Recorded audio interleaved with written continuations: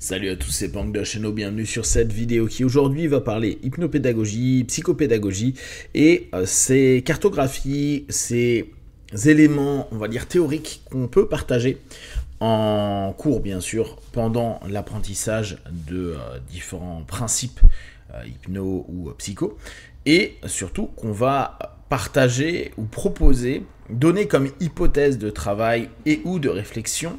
à nos partenaires, nos consultants pendant les sessions. On va avoir, en fonction des styles, des écoles, des façons de percevoir, des façons d'expliquer et ou d'aborder des problématiques psychiques qui ont été plus ou moins mis sur le papier et qui a une espèce d'arborescence de compréhension, ce qui nous permet, en fonction des styles qu'on étudie ou auxquels on adhère, d'aller dans telle ou telle hypothèse de travail. On pourrait reprendre pour les analystes le ça, moi, le sur moi, qui est devenu en AT parent, enfant, adulte, qui dans certains autres modes n'ont pas du tout d'existence, mais qui peut avoir en hypnose la notion de conscient, subconscient, inconscient. Ces notions-là sont intéressantes, peuvent permettre de dire, bon bah voilà, tel comportement tu l'as parce que il y a eu un trauma ou il y a eu une problématique à ton enfance et donc qui a touché, je sais pas, ton enfant intérieur ou ton parent normatif ou ton ça a été complètement lâché, etc. Qu'importe ce qui a été à un moment expliqué, l'idée est de permettre une forme d'apaisement dans la compréhension consciente, mentale des choses. Alors, c'est d'autant plus utile avec des questionnements qui sont pourquoi ? Pourquoi je vis ça ? Pourquoi, avec tout ce que j'ai pu mettre en place comme thérapie, travaux intérieurs, etc., j'en suis aujourd'hui encore à ce niveau-là. Et on a beaucoup de personnes en cabinet qui demandent ça, d'où le fait que certains viennent avec parfois une croyance plus ésotérique à dire j'aimerais savoir si c'est pas associé à une vie antérieure, si c'est pas associé à une mémoire cellulaire, une mémoire de mes parents, de l'intergénérationnel, du transgénérationnel, etc., etc. Qu'importe à la limite ce qui va être dit, là encore on rentre dans des spectres de croyances. Alors on pourrait aller au fur et à mesure dans la notion à se dire, regardez, les neurosciences montrent que telle zone du cerveau est stimulée et donc effectivement si telle problématique se fige dans le cerveau, on ne peut plus ou on va avoir des difficultés à aller le traiter pour X ou Y raison, on peut l'avoir avec les traumas. Néanmoins, je pense qu'il faut faire attention autant en tant que participant de ces sessions, donc partenaire, consultant, que comme accompagnant. On peut facilement se biaiser, hein, on le sait tous, on se biaise à longueur de temps, on rentre dans une croyance, dans une doctrine, une pensée, une connaissance, une théorie, qu'importe, on va dire quel mode d'élément initial vous allez prendre en compte,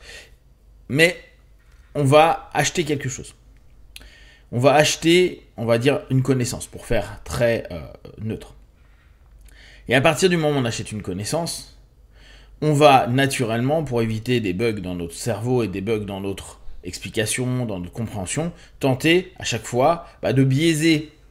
des choses qui parfois ne correspondent pas, parce que pas étudié pour l'époque quand la méthode a été mise en place, parce que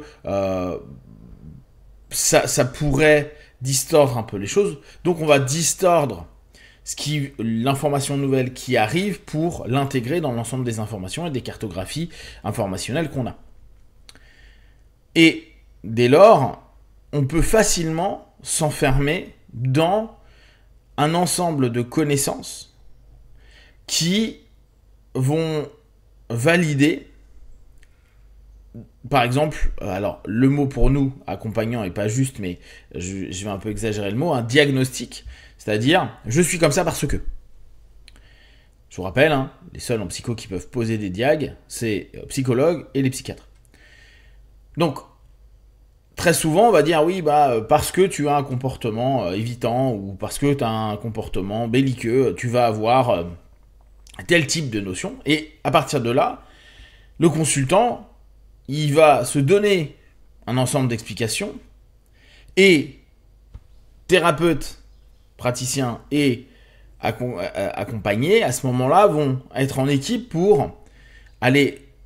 traiter ce qui aura été défini, la cible. Seulement, parfois, autant le praticien que le consultant, qui peut-être n'a pas donné toutes les infos, qui pensait que certains éléments n'étaient pas importants, etc., va donner un niveau d'information qui est peut-être un peu trop bas, et donc le fait d'avoir diagnostiqué à ce moment-là que ça pouvait être, tiens, c'est certainement à cause de ça, parce que la cartographie que l'on connaît a déjà défini ce ce problème, il va y avoir un travail commun vers quelque chose qui est peut-être complètement à côté. Ça arrive, et ça arrivera à tout praticien à longueur de temps, puisque c'est, en gros, on ne vise pas la bonne chose. Seulement, le problème qu'on a, c'est qu'on peut s'enfermer dans le processus de pensée qu'on a mis en place. C'est-à-dire dans nos doctrines d'école ou le cheminement qu'on suit.